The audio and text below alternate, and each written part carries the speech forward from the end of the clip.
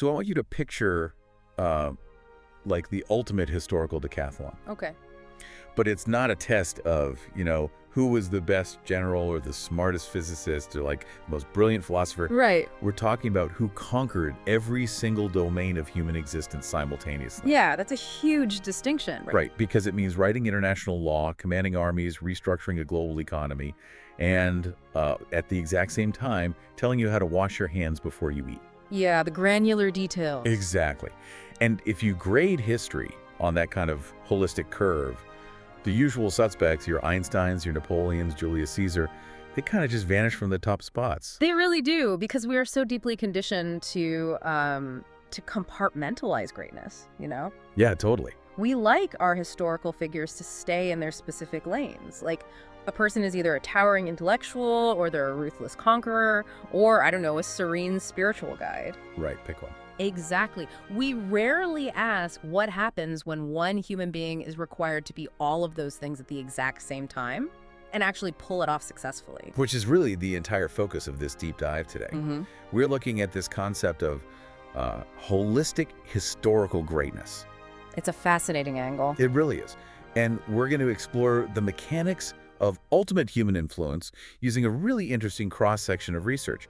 We're pulling from Karen Armstrong's highly respected biography, Muhammad, a prophet for our time, alongside some deeply structured sociological analysis of his legacy. And we're also using Michael H. Hart's very famous and, let's be honest, notoriously debated book, The 100, a ranking of the most influential persons in history. Yes, exactly. But right at the top, I feel like we really need to establish the ground rules for how we are approaching this. Oh, absolutely crucial. Yeah. So for everyone listening, the goal of this conversation is not to preach, like at all. We are not endorsing a specific theology, we aren't trying to convert anyone, and we are steering completely, totally clear of modern political stances. Right. Our mission here is strictly analytical. Exactly. We're treating history as a laboratory. We're looking impartially at the historical, the sociological, and the psychological arguments in these specific texts to understand why Michael Hart, who, by the way, was an astrophysicist and a historian. Yeah, of a very data-driven guy. Right. Why he coldly calculated that Prophet Muhammad is the single most influential figure in human history. And importantly, how his holistic impact is structurally contrasted with other monumental figures, like Jesus. Yeah, we want to unpack the how and the why, like taking a human being from absolute zero, zero power, zero wealth, zero societal leverage. And watching them build a complete civilization from the sand up. Literally from the sand up. And not just a temporary empire that crumbles in a generation, but a legacy that actively dictates the daily, granular habits of over 1 billion people today. Yeah. So, let's get into Michael Hart's blueprint first. Let's do it. Because when The 100 was published, it caused this immediate uproar, precisely because of how Hart defined greatness. Right. He makes a point right out of the gate that his list is not a ranking of the most moral or the holiest or the best people. Not at all. It is a raw measurement of sheer historical momentum. Yeah, he includes figures responsible for horrific atrocities. Hitler is on the list. Stalin is on the list. Genghis Khan. Because Hart's metric is just simple. Who changed the everyday lives of human beings the most? Exactly. Who altered the course of history so violently or permanently that the modern world would be literally unrecognizable without their specific individual intervention. Influence in this framework is just the total sum of a person's impact on human history. Right, and researchers analyzing Hart's work often point to what they call the every domain of life factor. The every domain of life factor. Yeah, they contrast single domain historical figures with holistic ones. Think about it. Napoleon completely changed the military and political map of Europe. Oh, massively. He even revolutionized the legal system with the Napoleonic Code. That is massive influence, but Napoleon isn't telling you how to pray. He isn't telling you how to divide an inheritance among your children or how to greet your neighbors in the morning. Right, or like Newton. Right, Newton completely rewired our understanding of the physical universe, but he didn't found a state. Right, he didn't lead a social revolution. Exactly. The rarity of combining secular and religious success, it cannot be overstated. It really can't. Because building a spiritual framework, introducing a new concept of the divine, dealing with metaphysics, the human soul, the afterlife, that requires a very contemplative, highly internal, almost mystical skill set. Right, you're looking inward. You're trying to articulate the ineffable. Exactly. But managing an economy. Yeah. writing a comprehensive legal code for disparate warring tribes, leading an army into battle, managing supply lines, negotiating complex peace treaties. Those are totally different skills. Strictly secular, administrative, pragmatic skills. The visionary who, spends weeks meditating in a cave and seeing angels rarely possesses the ruthless logistical mindset required to structure a taxation system. Randa cavalry slang. Right. Exactly. They are historically mutually exclusive skill sets. It's kind of like someone inventing a revolutionary new operating system for a computer, like the software, the code, the brilliant user interface. Okay, yeah. But instead of just writing the software, they're also forced to build the physical computers from scratch. Oh, wow. Right? Like mine the silicon out of the earth with their bare hands, construct the global shipping routes, and then write the international laws governing the internet. That is a great analogy. The sheer volume of simultaneous creation is almost absurd. It is. And that combination is exactly what forced Michael Hart to rank Prophet Muhammad at number 1. Yeah. Hart explicitly argues that Muhammad's unique synthesis of unparalleled religious success and unparalleled secular success makes him historically isolated. He's in a category of 1. Literally, he didn't just deliver a theological message, he built the complex state apparatus to protect it. Yeah. He commanded the armies that defended it, and he wrote the intricate civil laws that governed it. But, to understand the true magnitude of that holistic influence, I feel like we have to look at the starting line. Oh, we absolutely have to. Because you can't really measure the distance a runner has traveled if you don't know where the race began. Right. So if we strip away the empires, the modern mosques, the massive global influence, and let's go to the harsh, unforgiving reality of 7th century Arabia. Yes, specifically the Hijaz, which is the western region of the Arabian Peninsula. Karen Armstrong paints this incredibly bleak picture of this environment. She really does. Imagine a massive geographical and political vacuum. Just avoid. Yeah. To the north and west, you have the Byzantine Empire, which is the continuation of Rome. Deeply established, extremely wealthy, administratively complex. Right. And then to the east, you have the sprawling Sasanian Persian Empire. And these are two massive superpowers locked in a brutal, centuries-long proxy war. But the crazy part is, neither of them cares about the Arabian Peninsula. Not at all.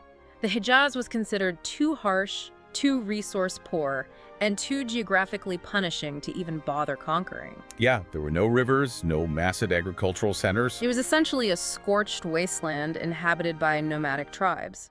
So you have a society existing completely outside the structured influence of the major world powers. And right in the middle of this isolated vacuum, you have Muhammad's starting point. Yeah. Historical analysts looking at this era note that his initial leverage was essentially absolute zero. Less than zero, almost. Yeah, because he was born an orphan. His father, Abdullah, died before he was even born. His mother, Amina, died when he was 6. He was illiterate. Right. He had no standing army, no inherited wealth, and crucially, there was no prior tradition of organized theology or philosophy in his society to build upon. We really have to unpack what it meant to be an orphan in that specific culture, too. Yeah, please do, because it's not just sad, it's dangerous. Exactly. Armstrong describes the pre-Islamic era as the Jahiliyyah. Jahiliyyah? Yeah, which translates roughly to a state of arrogance, ignorance, or barbarism. The entire social fabric was held together by a concept called the Muruwa ethos. Muruwa. Right, and this wasn't a philosophical choice, It was a brutal survival mechanism for the desert. Right, because in the desert, an individual cannot survive alone. You need the tribe. And to protect the tribe, you had to project absolute, terrifying strength. The Muruwa ethos demanded aggressive chauvinism. Like toxic masculinity on steroids. Worse. If a member of Tribe A insulted or injured a member of Tribe B, automatic, wildly disproportionate, vengeful retaliation was the only culturally accepted response. Wow. If you showed even a hint of weakness or forgiveness, other tribes would literally view you as prey and wipe you out. So it was perpetual generational blood feuds. Exactly. And part of that survival mechanism meant hoarding wealth, right? Like in Mecca, which was a vital trading hub, the ruling Quraysh tribe had become incredibly wealthy through caravan trade. By controlling the Kaaba, yeah. Right, the Kaaba, which at the time was a major polytheistic pilgrimage site.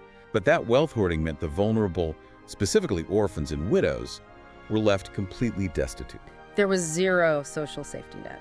Pure tribal Darwinism. So in that environment, If you don't have a strong father to protect you and advocate for you, you are at the absolute bottom of the social hierarchy. You are. And yet the historical records show that before the year 610 CE, Muhammad had managed to carve out a respectable, if, modest life. He wasn't a king in waiting. No, not at all. He is described as a handsome, curly-haired merchant. He was known throughout Mecca as Al-Amin. The reliable one. Right. He built a reputation for intense honesty in his business dealings. But he was still acutely aware of his low status. Right. Like he mended his own shoes, he patched his own clothes. Yeah. And he was deeply, quietly disturbed by the grotesque inequalities and violence of his society. But he had no power to change it. Armstrong actually notes a very telling historical detail in the book. He was highly respected for his character, but he was literally too poor to marry his first choice. Oh, yeah, the story with Fakita. Exactly. He wanted to marry his cousin, Fakita. But his uncle and guardian, Abu Talib, couldn't afford to support the match. So she was married off to a wealthier suitor. It perfectly illustrates his total lack of upward mobility. It really does. I mean, how does a man who doesn't even have the social or financial capital to secure a favorable local marriage end up orchestrating the fastest expansion of a cultural and political empire in human history? I mean, that is the multi-trillion-dollar historical question, because unlike later reformers in Europe, there was no pre-existing Roman Empire for him to hijack. Right. He couldn't just reform a corrupt Senate or, rewrite an existing constitution. The entire societal fabric of Arabia had to be dismantled and rewritten from scratch. The psychology of an entire people had to be inverted. Which brings us to the catalyst, like the inciting incident that actually sparks this massive transformation. Right. We're looking at the month of Ramadan. In the year 610 CE, Muhammad is 40 years old. And he's taking time away from the chaos of Mecca, sleeping in a small cave on Mount Hira, seeking some kind of quiet or clarity. Yeah. And he experiences something that really defies the usual tropes of spiritual enlightenment. It is entirely devoid of peace or serenity. Yeah. Armstrong's analysis of the historical accounts points out the sheer physical terror of the moment. Terror. Muhammad describes a devastating presence bursting into the cave, gripping him in an overpowering embrace, physically squeezing the breath from his lungs. Just a total assault on his senses. Yes. In his absolute terror, his first thought wasn't that he was being chosen by God. He actually thought he was being attacked by a genie. A malevolent desert spirit. Right. He thought he was losing his mind. And presence issues a single, crushing command. Ikra. Right. And he pleads that he is not a poet, that he cannot read or recite, but the pressure continues until the first terrifying words of a new Arabic scripture literally pour from his lips. Which becomes the inception of the Quran. Exactly. And when he finally escapes the cave, he doesn't, march into Mecca declaring himself a king. No, not at all. He runs home to his wife, Khadijah, shivering in terror, asking her to wrap him in blankets, fearing for his sanity. That vulnerability is so striking, isn't it? It really is. But once he accepts the reality of the revelation, the theological shift he introduces is a massive, immediate threat to the status quo. Oh, huge. He introduces the concept of Tawhid, which is absolute divine unity, monotheism. And we really have to understand Tawhid not just as a lofty metaphysical idea, but as a socioeconomic sledgehammer. A sledgehammer. Because affirming the singularity of God was a direct structural attack on the Meccan economy. Right. Follow the money. Exactly. Remember, Mecca was wealthy because it hosted hundreds of different idols in the Kaaba, drawing pilgrims from all over Arabia. It was a huge tourism industry. Yes. To declare that there is only one unseen God and that all these idols are worthless was to completely threaten the tourism and trade monopoly of the Quraysh tribe. It was also a direct attack on the Murwa ethos too, because if God is the absolute sole priority, it means that your wealth, your tribal lineage, and your personal arrogance are entirely irrelevant. Exactly. You can't hoard wealth while widows starve if God demands charity. Right. You can't slaughter a rival tribe over a bruised ego if God demands justice. It was deeply, deeply subversive. So to enforce this psychological break from tribal pride, he introduced Salah. The ritual of physical prayer. Right. And this is where we see his brilliance as a holistic leader. He wasn't just asking people to think good thoughts about God. No. He was asking proud, aggressive, fiercely independent Bedouin warriors to physically drop to their knees and press their faces into the dirt multiple times a day. That is profound when you think about the psychology of a warrior culture. Totally. Putting your forehead on the ground is the ultimate posture of vulnerability. You can't see an attacker, your neck is exposed. Exactly. And the Quraysh were deeply, violently offended by this. To them, it looked like groveling. Only a conquered slave prostrates himself. Right. But Muhammad understood that a purely political program like just writing new laws would be entirely superficial without an interior transformation. Yeah. You cannot build a stable, unified state with people who are culturally programmed to kill each other over minor insults. He had to physically and psychologically rewire Arabia before he could change its borders. Oh. The routine of Salat was a daily mechanism to break the Jahili arrogance and instill a humble thankfulness, a total surrender, which, by the way, is literally what the word Islam means. Surrender. He was systematically replacing the aggressive vengeance of Marwa with a new concept called hilm, Right, hilm. which translates to forbearance, patience, and forgiveness. But wait, I have to ask. If someone walked into a fiercely proud, wealthy, violent society today and tried to simultaneously change their diet, their banking habits, their legal structure, and their deeply held religion, while also demanding they rub their faces in the dirt, they wouldn't just be ignored. No. They'd be killed. How did he survive the initial backlash? Well, he barely did. He and his followers faced years of brutal persecution, economic boycotts, and literal assassination attempts. Right, which eventually forced them to flee Mecca for the city of Medina? Yes, but the sociological texts we reviewed emphasize that the survival and ultimate triumph of his movement really came down to his personal conduct. His character. Yes, it was the unyielding consistency of his character that sold the revolution. Because even when he became the unquestioned ruler of Medina, commanding thousands of loyal followers, he refused the trappings of a monarch. Precisely. He continued to mend his own clothes and cobble his own sandals. He sat on the floor with the poorest members of the community. He explicitly forbade his followers from standing up in reverence when he entered a room. Which was standard practice for any tribal chief or Byzantine governor back then. Absolutely. He milked his own sheep. Huh. He never asked a single follower to endure a hardship or make a sacrifice that he wasn't actively enduring himself. It was leadership built on absolute, unassailable, lived consistency. It was. And Armstrong's biography grounds this massive historical figure by highlighting deeply personal, profoundly human moments. Yeah, the personal details really bring it to life. They do. I mean, we are talking about the man Michael Hart calls the single most influential human being in history. But Armstrong shows us a man weeping inconsolably over the death of his daughter Zainab. She details his relationship with Miriam, a Christian woman sent as a gift from the governor of Egypt, whom he freed and married. And when they had a son, Ibrahim, Muhammad was so overwhelmed with joy that he would carry the infant through the bustling streets of Medina, stopping passersby just to proudly point out how much the baby looked like him. It completely shatters the monolithic, unfeeling statue we usually build for historical conquerors. It does. And the tragedy is that Ibrahim died in infancy, breaking Muhammad's heart. Yeah.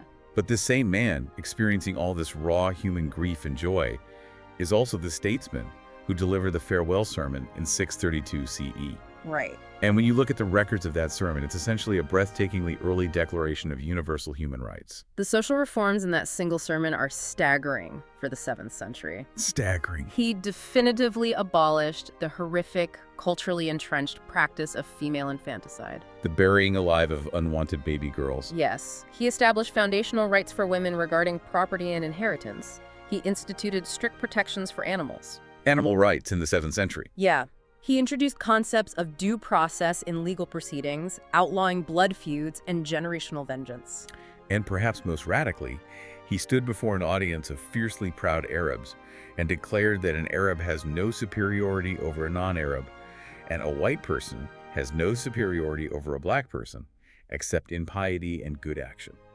In a society entirely built on bloodlines and racial tribalism, that was a conceptual earthquake. Absolutely. So we've established the how, like how he built this holistic legacy from absolute zero, reforming the spiritual, the legal, and the social simultaneously. Right. But to truly stress test Michael Hart's ranking, to understand why Muhammad is number one, we have to look at how Hart contrasts him with the rest of the list. This is where it gets really interesting. Right. Specifically, we need to examine the figure who holds the most famous religious legacy in the Western world and who sits at number 3 on Hart's list: Jesus. Now, this is a highly sensitive comparison, but it is the crux of Hart's entire thesis. Yep. So to reiterate for anyone listening, Hart is not making a theological judgment here. No, not at all. He is not debating whose message was truer or who is more divine. He is coldly, rigorously calculating historical influence as an individual human agent on the timeline of Earth. Exactly. So Hart argues that Jesus was a profoundly charismatic figure who formulated the basic ethical ideas of Christianity. Right, the Sermon on the Mount, the radical concepts of turning the other cheek, the core spiritual outlook. Yeah, his impact on his followers was intense and revolutionary. However, Hart points out several severe historical constraints on Jesus' direct, personal, earthly influence.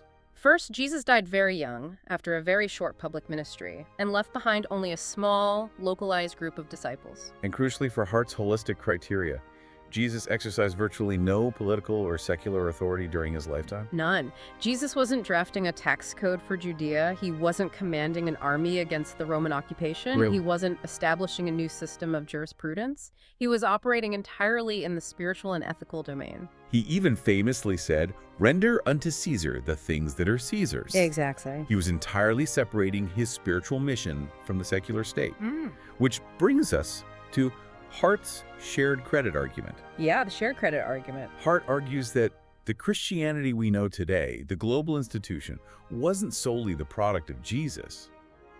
Hart attributes a massive portion of that historical influence to St. Paul. St. Paul is a fascinating figure in this context because he actually never met Jesus during Jesus' physical lifetime. Right, never met him. Yet, Paul became the primary architect of Christian theology as a structured religion. He was the main proselytizer who took this tiny, localized Jewish sect and made the controversial decision to spread it to the Gentiles. The non-Jewish populations of the empire. Exactly. And we have to talk about the empire itself. Yeah. Because the Roman Empire was essentially the ultimate historical cheat code for the spread of Christianity. Oh, the Pax Romana. Exactly. When Paul was spreading the message, he wasn't walking through lawless, unmapped deserts. Right. He was utilizing an incredibly sophisticated pre-existing infrastructure.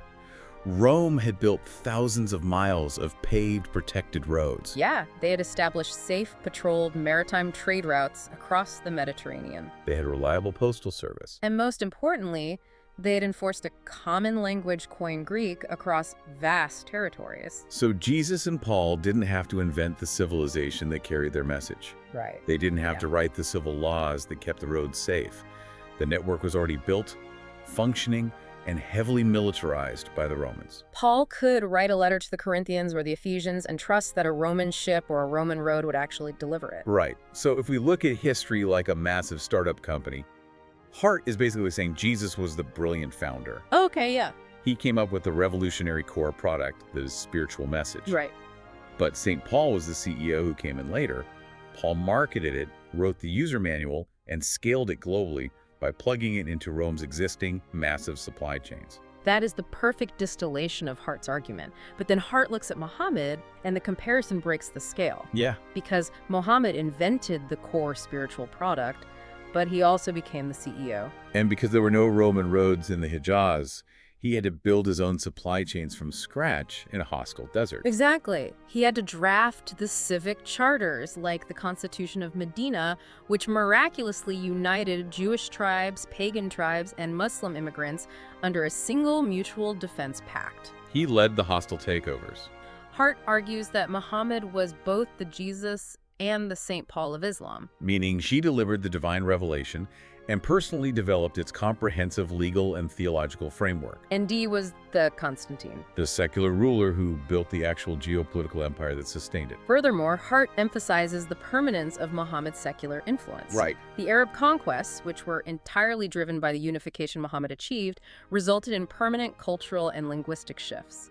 The Middle East and North Africa still speak Arabic. Yeah, they still operate under cultural paradigms he established. Compare that to the Mongol conquests under Genghis Khan. Oh, that's a good point. The Mongols conquered vast territories, much more than the early Muslims, but their cultural footprint basically vanished. They assimilated into the cultures they conquered. But Muhammad's holistic integration permanently rewrote the cultural DNA of half the globe. It really did. Which perfectly transitions us from the ancient history to the immediate present. Because true historical influence isn't just about moving borders on a map 1,000 years ago. No, it's about how that person's life dictates the lived reality of humanity right now, today. And the statistical reality we gathered from the research is staggering. Today, there are roughly 1.8 billion Muslims. That is nearly a quarter of the entire human population on Earth. A quarter. And the crucial distinction is that they aren't just loosely culturally affiliated. Hundreds of millions of people actively, rigorously structure their daily physical routines around Muhammad's specific, documented teachings. Yeah, his exact words, or the words he transmitted in the Quran, are recited 17 times a day in the obligatory Muslim prayers. 17 times a day. Think about the sheer volume of that repetition. It's massive. No other historical figure has their specific phrasing and physical habits replicated by billions of people every single day. And this replication is achieved through the Sunnah and the Hadith. Right. Karen Armstrong details how early Muslim scholars, brilliant historians like Ibn Ishaq and at-Tabari in the 8th and 9th centuries, didn't just rely on myth-making. They undertook massive, rigorous historical reconstructions to compile Muhammad's sayings and customary practices. Exactly. They developed a complex science of tracing oral traditions back to their original verified sources. And the result of that meticulous record-keeping is that a Muslim living in Jakarta or London today tries to imitate the exact way Muhammad washed his hands and face before prayer. They emulate the way he ate, which hand he used. We study how he negotiated treaties, how he treated his wives, how he smiled, how he grieved. Because the ultimate goal isn't just to obey laws. It's to reproduce his state of total, holistic surrender to God in the most mundane, granular details of daily existence. It is a total integration of the sacred and the profane. It really is. Armstrong points out that the physical architecture of his original mosque in Medina perfectly reflected this. Oh yeah, talk about the mosque. It wasn't a pristine, isolated temple where you go once a week to feel spiritual, detached from the real world. Right, it wasn't just for Sundays. No. The mosque was the epicenter of holistic life. It integrated the domestic, the political, and the sacred. His wife's modest apartments were physically attached to it, right? It was a community center, a shelter for the homeless, a parliament where treaties were debated, a military headquarters where campaigns were planned, and a sanctuary for deep, mystical prayer, all simultaneously. He erased the boundary between religious life and real life. Mm-hmm. This integration is vital for understanding a concept that Armstrong tackles head-on, particularly in her post-9/11 writings. She argues that the West has fundamentally and often tragically misunderstood the concept of jihad. This is such an important point. In Western media, jihad is almost exclusively translated as holy war. Right. But Armstrong emphasizes that linguistically and historically, its true meaning is struggle or effort. Struggle. Muhammad's entire life was a jihad, a profound, exhausting, multidimensional struggle to bring peace, justice, and integration to a deeply fractured, war-torn society. He was not a man of war by nature. Well, the sources suggest he loathed the violence of the Jahiliyyah. He was a man forced into conflict to dismantle a corrupt system and establish a robust framework for lasting peace. So the military campaigns were a pragmatic necessity for survival, not the theological goal. Exactly. But wait, I have to push back a little here. If everything he did was documented so obsessively down to how he washed his hands, how he slept, how he governed a small desert city, doesn't that create a complete trap for future generations? How do you mean? Well, a 7th century desert rulebook shouldn't be able to survive the Industrial Revolution, let alone the Internet age. Doesn't a mold that rigid just eventually shatter under the weight of changing times? Like, how did this not become obsolete the moment they encountered a society with running water or complex finance? That is the exact vulnerability you would expect. Yeah. But Armstrong explains that it survived precisely because the early scholars didn't treat his life as a rigid, literal trap. They developed a disciplined legal and philosophical process of analogy known as Qiyas. Qiyas, so they were extracting the principles, not just copying the exact action. Yeah, exactly. When the Islamic Empire rapidly expanded out of the desert, stretching from the Himalayas to the Pyrenees within a century of his death, they encountered Byzantine agriculture, Persian administration, new climates, new economies. They faced circumstances Muhammad never personally experienced. Right. But because his influence covered so many diverse domains of life, his legacy provided a massive data set of principles. Ah, I see. So they could look at how he handled a water dispute in a desert oasis and extrapolate the ethical principle to manage a complex irrigation system in Spain. Precisely. The mole isn't rigid, it's a foundational methodology. Different groups throughout history have used his multifaceted life as a yardstick for entirely different challenges. That makes a lot of sense. The Sufis, for example, largely bypassed his state-building legacy and modeled their deeply ascetic, inward-looking mysticism on his personal piety and his legendary night journey to the heavens. So they focus on the mystic in the cave. Right. While at the exact same time, modern political and social reformers look to his civil rights declarations in the farewell sermon, his anti-racism, his economic justice, to challenge corrupt leaders today. The sheer breadth of his lived experience means that a mystic, a lawyer, a general, and a social worker can all find a perfectly tailored blueprint in his biography. It really does. So if we pull all the way back to where we started, we set out to define the ultimate historical decathlete. Yeah. We explored Michael Hart's unforgiving criteria for holistic greatness, demanding measurable impact across literally every domain of human life, both the metaphysical and the intensely pragmatic. We looked at the impossible, absolute zero starting conditions of 7th century Arabia, an isolated, unforgiving environment ruled by the brutal Murwa ethos of tribal vengeance and wealth hoarding. We saw how a powerless, illiterate orphan, respected but marginalized, experienced a terrifying revelation that catalyzed an interior and exterior revolution. A revolution that physically and psychologically rewired a society, transforming Murwa into Hilm, arrogance into surrender, through the socioeconomic sledgehammer of Tawhid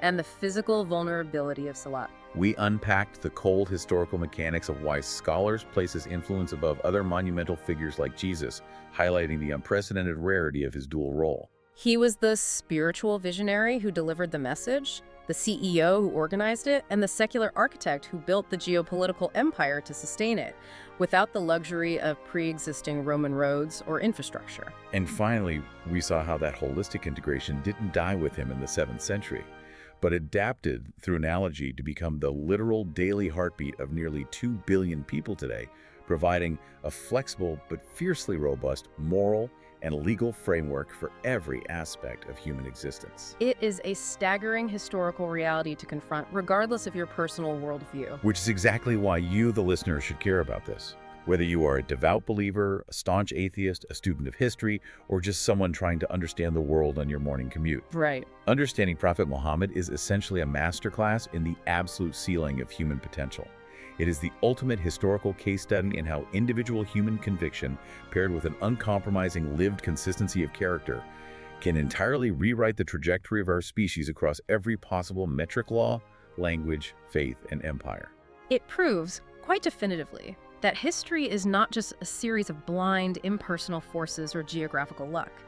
The entire fabric of human reality can be bent, reshaped, and permanently altered by the sheer will and holistic vision of a single, highly integrated individual. And that leaves me with a final thought I want you to mull over.